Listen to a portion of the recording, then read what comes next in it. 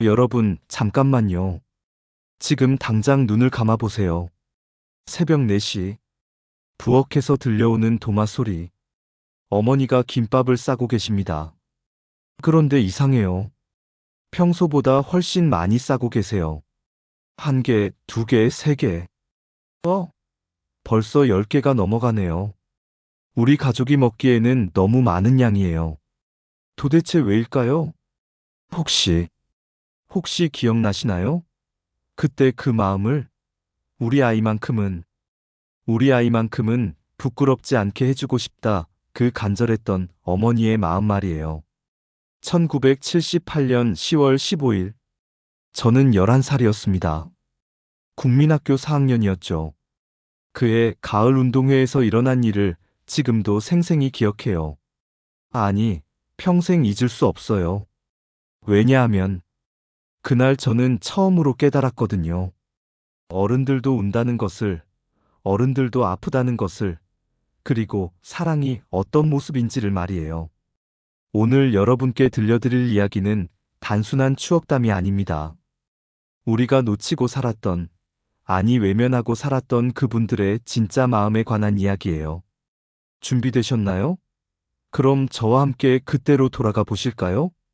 그날 새벽, 저는 어머니의 한숨 소리에 잠이 깼어요.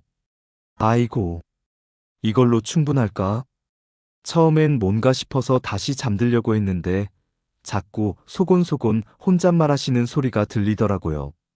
궁금해서 살금살금 부엌으로 가보니, 어머니가 벌써 1시간째 김밥을 싸고 계시더라고요. 부엌 식탁 위에는 이미 김밥이 20개가 넘게 놓여 있었어요. 하나하나 정성스럽게 크기도 똑같이 맞춰서 싸놓으신 거예요. 옆에는 계란말이도 한 판 가득, 닭튀김도 한 접시 가득. 우리 가족 4명이 먹기에는 너무 많은 양이었어요. 어머니, 왜 이렇게 많이 싸세요? 우리가 언제 이렇게 많이 먹어요? 그때 어머니가 돌아보시더니, 눈이 빨갛게 부어 있는 거예요. 분명 울고 계셨던 거죠. 그런데 왜 우셨을까요? 우리 아들 친구들도 먹어야지. 혹시 도시락 못 싸온 아이들도 있을 수 있고. 그 순간 저는 몰랐어요. 어머니가 왜 우시는지, 왜 그렇게 많은 김밥을 싸시는지. 하지만 지금은 알겠어요. 어머니는 이미 알고 계셨던 거예요. 우리 반에 준호라는 친구가 있다는 것을, 그 아이가 늘 작은 주먹밥 하나로 점심을 때운다는 것을, 그리고 운동회 날에도 변변한 도시락을 못 가져올 거라는 것을 말이에요. 준호는 우리 반에서 가장 말이 없는 아이였어요. 늘 구석에 혼자 앉아 있고, 점심시간이면 다른 아이들이 도시락을 펼칠 때 혼자서 작은 주먹밥을 조용히 먹곤 했죠. 아버지가 일찍 돌아가시고 어머니 혼자 삭바느질로 생계를 꾸려가는 어려운 집 아이였거든요. 그런데 우리 어머니는 어떻게 알고 계셨을까요? 제가 집에서 준호 이야기를 한 적은 없었는데, 나중에 알고 보니 동네 아주머니들끼리 서로 이야기를 하시더라고요. 어느 집 아이가 어떤 상황인지, 누구에게 도움이 필요한지, 그렇게 서로 챙기고 계셨던 거예요. 운동회 당일이 밝았어요. 10월 중순이었는데도 날씨가 정말 좋았어요. 파란 하늘에 뭉게구름이 둥둥 떠 있고, 가을 바람이 살랑살랑 불어오고, 운동회 하기에는 정말 완벽한 날씨였죠. 학교에 도착하니 벌써 운동장에는 만국기가 펄럭이고 있었어요. 빨간색, 파란색, 노란색, 색색깔의 깃발들이 바람에 날리는 모습이 정말 장관이었어요. 그리고 운동장 곳곳에는 벌써 돗자리를 펼치고 자리를 잡은 가족들이 보였고요. 입장 행진이 시작되었어요. 차렷, 좌양좌, 앞으로 갓. 우리는 며칠 동안 연습한 대로 줄을 맞춰 행진했어요. 그때 관중석에서 들려오는 박수 소리, 환호성. 정말 자랑스러웠어요. 마치 올림픽 선수가 된 것 같은 기분이었죠. 개회식이 끝나고 본격적인 경기가 시작되었어요. 달리기, 줄다리기, 계주. 하나하나가 다 신나고 재미있었어요.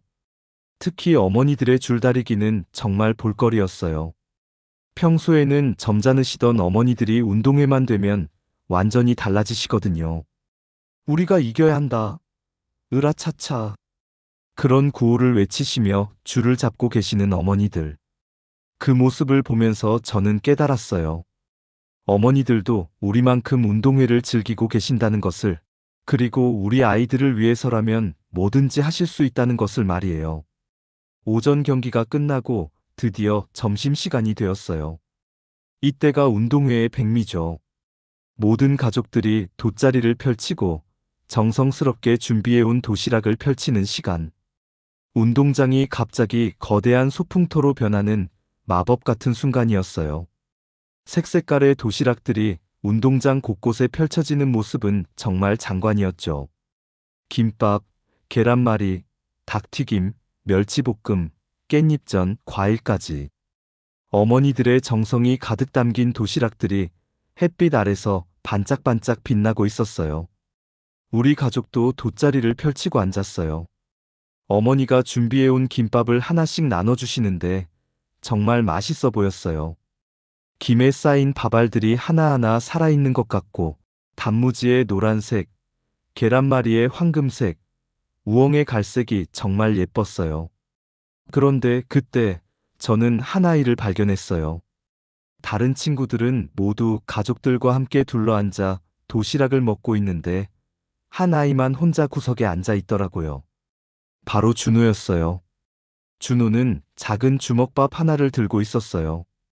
그게 전부였어요. 다른 친구들은 온갖 반찬이 가득한 도시락을 앞에 두고 있는데 준호만 혼자서 그 작은 주먹밥을 조금씩, 정말 조금씩 뜯어먹고 있었어요.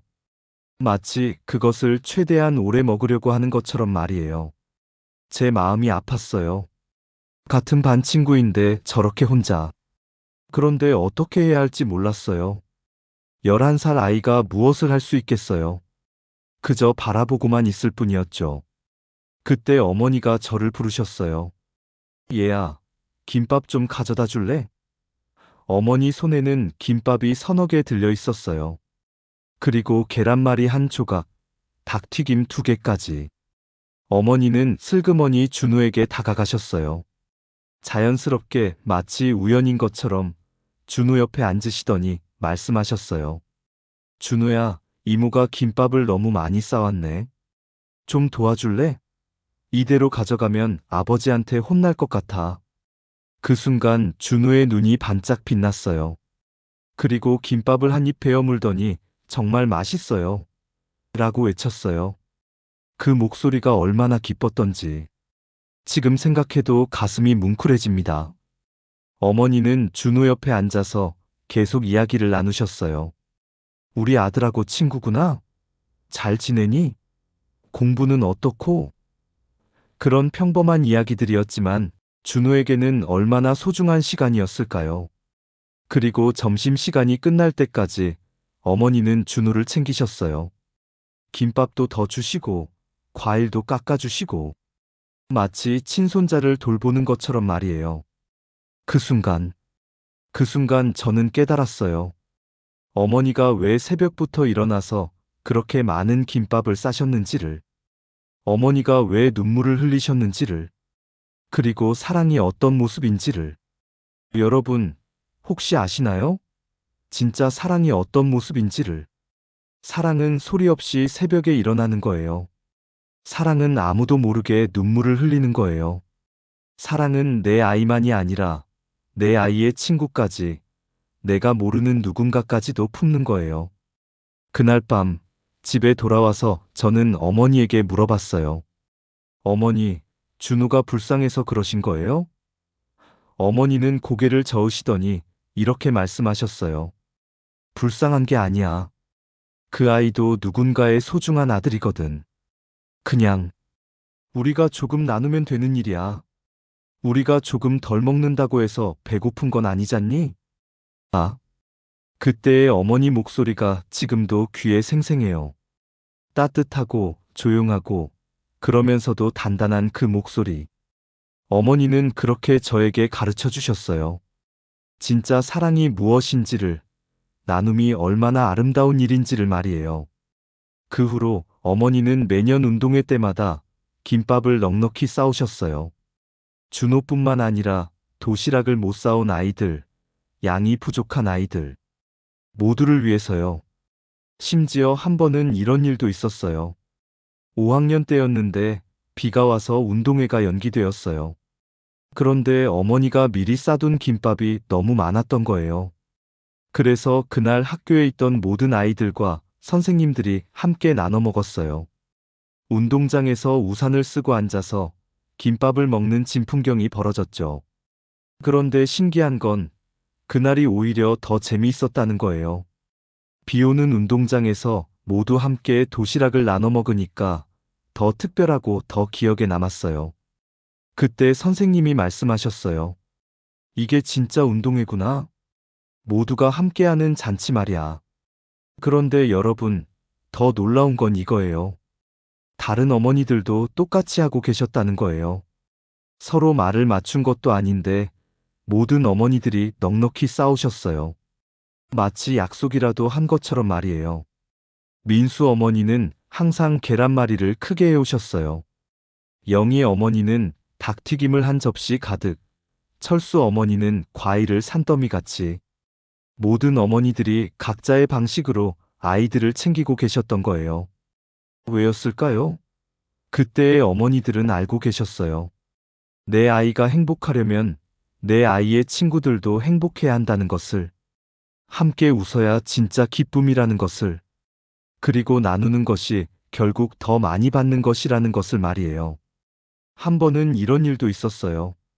새로 전학 온 아이가 있었는데 그 아이 어머니가 운동회 도시락을 어떻게 준비해야 할지 몰라서 고민하고 계셨대요. 그러자 우리 반 어머니들이 모여서 상의하시더라고요. 우리가 조금씩 더 해가자. 그러면 그 댁도 부담 없고 좋지 않을까? 그래서 그날은 모든 어머니들이 평소보다 조금씩 더 준비해 오셨어요. 그리고 새로운 아이가 어색해하지 않도록 자연스럽게 챙겨주셨고요. 그 아이가 얼마나 고마워했는지. 나중에는 그 집도 우리 동네의 한 가족이 되었어요. 그래요. 그때는 그랬어요. 동네가 하나의 큰 가족 같았어요. 남의 집 아이라고 해서 모르는 척하는 게 아니라 내 아이처럼 챙기고 돌봐주는 그런 따뜻한 공동체가 있었어요. 기억해보세요. 여러분의 어머니도 그러셨을 거예요. 운동회 전날 밤 무엇을 싸갈지 고민하시면서도 결국은 넉넉히 준비하셨을 거예요. 왜냐하면 그것이 어머니의 마음이니까요. 내 아이만 배부르면 되는 게 아니라 모든 아이들이 행복했으면 좋겠다는 그 마음 말이에요. 아버지 이야기도 빼놓을 수 없어요. 평소에는 말씀이 별로 없으셨던 아버지가 운동회만 되면 완전히 다른 사람이 되셨거든요. 일주일 전부터 카메라를 점검하시고, 필름을 새로 사오시고, 배터리도 여분으로 준비하시고, 심지어 카메라 가방까지 새로 사오셨어요. 운동회 전날 밤에는 항상 일찍 주무시면서 이렇게 말씀하시곤 했어요. 내일은 우리 아들 뛰는 모습 다 찍어줘야지. 하나도 놓치면 안 돼. 그 말씀을 하실 때의 아버지 표정이 지금도 생생해요. 평소에는 무뚝뚝하셨는데 그때만큼은 정말 설레는 표정이셨거든요. 그때는 몰랐어요. 아버지가 얼마나 저를 자랑스러워 하셨는지를. 당신의 카메라 속에 아들의 모든 순간을 담고 싶어 하셨는지를. 그리고 그 사진들이 아버지에게 얼마나 소중한 보물이었는지를 말이에요. 운동회 당일 아침이면 아버지는 새벽부터 일어나셨어요. 그리고 카메라를 목에 걸고 필름을 확인하시고 자리도 미리 가서 잡아두시고 정말 전쟁 준비하듯이 준비하셨어요. 특히 제가 달리기나 계주에 나갈 때는 더했어요. 운동장에서 가장 좋은 자리를 찾아다니시면서 최고의 앵글을 찾으시곤 했죠. 다른 아버지들과 자리 다툼까지 하실 정도였어요. 여기는 제가 먼저 왔습니다. 하시면서 말이에요. 1979년 가을이었어요. 저는 계주 대표로 뽑혔거든요. 4학년 때였는데 달리기를 좀 한다고 해서 계주팀에 들어가게 됐어요. 그때 저희 학교는 계주가 꽃이었어요. 가장 인기 있는 종목이었고, 계주 선수로 뽑히면 정말 자랑스러운 일이었거든요. 집에 와서 그 소식을 전했을 때의 아버지 반응이란, 아버지, 저 계주 뛴다고요. 우리 반 대표로. 그때 아버지의 표정. 지금도 잊을 수 없어요. 아무 말씀 안 하시면서도 입꼬리가 살짝 올라가시더라고요. 그리고 눈이 반짝반짝 빛나셨어요. 그날 저녁 아버지가 새 운동화를 사오셨어요. 그때는 운동화가 지금처럼 흔하지 않았거든요. 특히 좋은 운동화는 정말 비쌌어요. 그런데 아버지가 제일 좋은 걸로 사오신 거예요. 계주 뛰는데 운동화가 좋아야지. 이거 신고 열심히 뛰어라. 그 말씀을 하시면서도 부끄러워하시는 아버지. 정말 귀여우셨어요. 평소에는 말씀을 잘 안 하시는 분이 그날만큼은 계속 이야기하셨거든요. 바통 받을 때 조심해라. 떨어뜨리면 안 되고. 그리고 마지막에 힘 빼지 말고 끝까지 열심히 뛰어라. 아버지가 다 보고 있을 테니까. 운동회 당일, 아버지는 계주 코스 가장 좋은 자리에 자리를 잡고 앉아 계셨어요. 카메라를 목에 걸고 필름도 넉넉히 준비하시고 마치 전문 사진사 같으셨어요. 다른 아버지들보다 훨씬 일찍 와서 자리를 잡으셨거든요. 계주 경기가 시작되기 전에 아버지가 저를 불러서 말씀하셨어요. 긴장하지 말고 평소처럼만 뛰어라. 아버지는 네가 최선을 다하는 모습이 제일 보고 싶다. 그 말씀이 얼마나 힘이 되었는지. 드디어 계주가 시작되었어요. 1주자가 출발하고 2주자에게 바통을 넘기고 저는 3주자였거든요. 제 차례가 다가올수록 심장이 쿵쾅쿵쾅 뛰었어요. 관중석에서 들려오는 응원 소리, 특히 아버지의 우리 아들 화이팅 하는 목소리가 특히 크게 들렸어요. 2주자가 달려오고 있었어요. 저는 손을 뻗고 바통을 받을 준비를 했어요. 그런데 말이에요. 제가 실수를 한 거예요. 바통을 받는 순간 너무 급하게 돌아서는 바람에 바통을 떨어뜨린 거예요.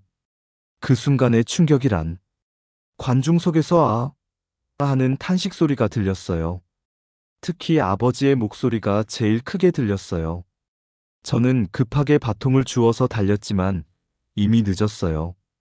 1등으로 달리고 있던 우리 팀이 꼴찌로 떨어진 거죠. 골인 지점에 도착했을 때 저는 그 자리에 주저앉고 말았어요. 너무 속상해서 너무 부끄러워서 눈물이 주르륵 흘러내렸어요. 아버지 얼굴을 볼 수가 없었어요. 실망하셨을 거라는 생각에 더욱 서러웠죠. 다른 팀 아이들은 모두 좋아하고 있는데 저만 혼자. 정말 세상이 무너지는 것 같았어요. 그때 제 나이로는 그게 세상의 전부인 것 같았거든요. 그런데 아버지가 다가오시는 거예요. 저는 더욱 고개를 들 수가 없었어요. 아버지가 얼마나 실망하셨을까? 그런 생각에 더 울었어요. 아버지가 제 앞에 쪼그리고 앉으시더니 조용히 제 어깨에 손을 올리셨어요. 그리고 이렇게 말씀하셨어요. 괜찮다. 아버지는 네가 최선을 다해서 뛰는 모습이 가장 자랑스러웠다. 결과는 중요하지 않아. 네가 끝까지 포기하지 않고 뛴 것, 그것만으로도 충분히 자랑스럽다. 그 말씀을 들으면서 더 울었어요. 아버지의 따뜻한 마음이 느껴져서 말이에요. 실망하실 줄 알았는데 오히려 저를 위로해 주시는 아버지. 그런 아버지가 고마워서 그리고 미안해서 더욱 눈물이 났어요. 아버지, 죄송해요. 바통을 떨어뜨려서. 아니다. 네가 잘못한 게 아니야. 그런 일은 누구에게나 있을 수 있는 거야. 중요한 건 네가 포기하지 않고 끝까지 뛴 것이다. 아버지는 정말 자랑스럽다. 그날 현상소에서 찾아온 사진들을 보고 깜짝 놀랐어요. 모든 사진이 제가 뛰는 모습이었거든요. 다른 아이들은 한 장도 없고, 다른 경기 사진도 없고, 오직 저만. 제가 달리는 모습, 바통을 받는 모습, 바통을 넘겨주는 모습, 심지어 떨어뜨린 바통을 줍는 모습까지. 한 장 한 장 보면서 눈물이 났어요. 아버지의 카메라 속에는 오로지 아들뿐이었어요. 성공한 모습도, 실패한 모습도, 모든 순간이 아버지에게는 소중한 기록이었던 거죠. 특히 마지막 사진이 인상 깊었어요. 제가 울고 있을 때 아버지가 위로해 주시는 모습을 다른 분이 찍어주신 사진이었는데, 그 사진 속 아버지의 표정을 보면서 깨달았어요. 아버지에게는 제가 이기든 지든 상관없이 그냥 제가 최선을 다하는 모습 자체가 자랑이었다는 것을 말이에요. 지금 생각해보면 정말 감사해요. 그때 아버지가 제게 가르쳐 주신 것은 단순히 운동에 관한 것이 아니었어요. 인생에 관한 것이었죠.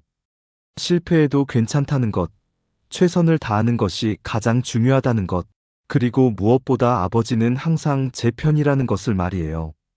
그 후로 저는 운동뿐만 아니라 공부에서도 생활에서도 실패를 두려워하지 않게 되었어요. 왜냐하면 아버지가 제 편이라는 것을 알았으니까요. 결과보다는 과정을 중요하게 생각하게 되었고, 최선을 다하는 것의 소중함을 알게 되었어요. 여러분의 아버지는 어떠셨나요? 혹시 저희 아버지처럼 말은 별로 안 하시면서도 마음으로는 항상 여러분을 응원하고 계셨던 건 아닌가요? 그분들의 사랑은 말로 표현되지 않았지만 행동으로, 시간으로, 그리고 무엇보다 그 따뜻한 눈빛으로 전해졌을 거예요. 사랑하는 여러분. 오늘 이 긴 이야기를 끝까지 들어주셔서 정말 고맙습니다. 혹시 저처럼 가슴이 먹먹해지지는 않으셨나요? 혹시 잊고 살았던 누군가가 생각나지는 않으셨나요? 그때는 몰랐어요. 그 모든 순간들이 이렇게 소중한 보물이 될 줄은. 어머니의 새벽 사시 김밥, 아버지의 조용한 사랑, 친구들과의 소소한 나눔. 그 모든 것들이 지금의 우리를 만들어준 황금 같은 시간들이었어요. 시간은 되돌릴 수 없어요. 하지만 그때의 마음은 되돌릴 수 있어요. 지금도 늦지 않았어요. 누군가를 위해 조금 더 김밥을 싸는 것, 옆집 아이에게 관심을 갖는 것, 힘든 사람에게 따뜻한 말 한마디 건네는 것. 그것이 바로 그 시절이 우리에게 남겨준 가장 소중한 유산이에요. 사랑은 그렇게 이어지는 거니까요. 우리가 받았던 사랑을 이제는 우리가 누군가에게 전해주는 거니까요. 여러분의 마음속에는 누가 살고 있나요? 그분들에게 한 번이라도 더 안부를 물어보세요. 사랑한다고, 고맙다고 말해보세요. 그것만으로도 그 시절의 따뜻함이 다시 살아날 거예요. 여러분이 간직하고 계신 가을 운동의 추억은 어떤 모습인가요? 댓글로 들려주세요. 함께 나누면 더욱 따뜻해질 테니까요. 긴 시간 함께 해주셔서 정말 감사합니다.